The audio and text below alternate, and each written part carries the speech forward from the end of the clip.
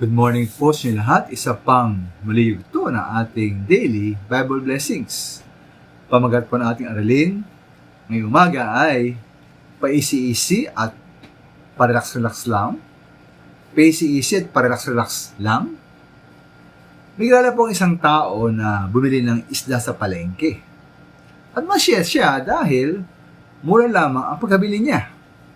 Ngunit, pagdating niya sa bahay, isda pala po ay bulok na.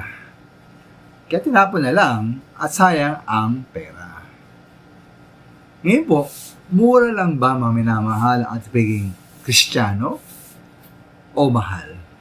Sabihin mga minamahal, napakadali ba ang ating Kristiyano?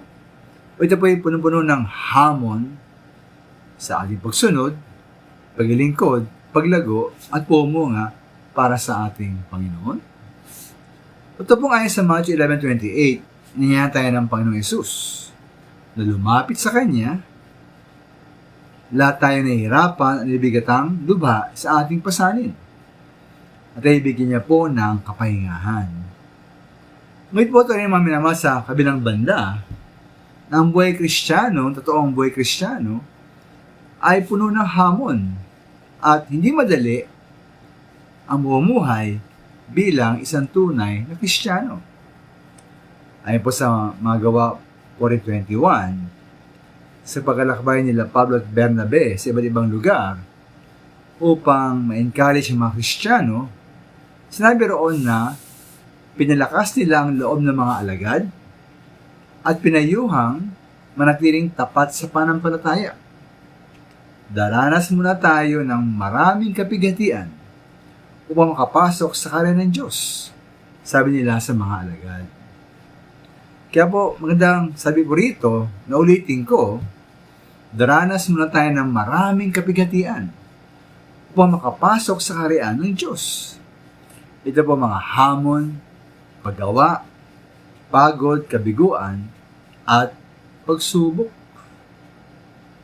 Ngayon pala ko pong ito ay salungat sa maaring tinuturo ng ilang mga nangaral at mga iglesia na kapag tayo ba'y Kristiyano daw, ang buhay natin magiging laging sagana pati sa material.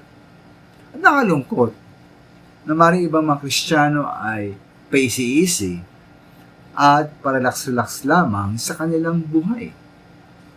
Ay lang umako ng mga hamon, tungkulin at responsibilidad kasama ng tunay na pagsuko sa ating Panginoon at pagsunod sa kanyang mga utos. Yung maminandaan pa natin to, no?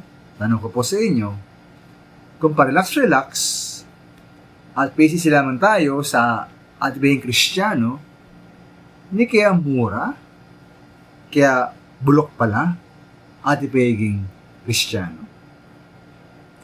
Maraming salamat.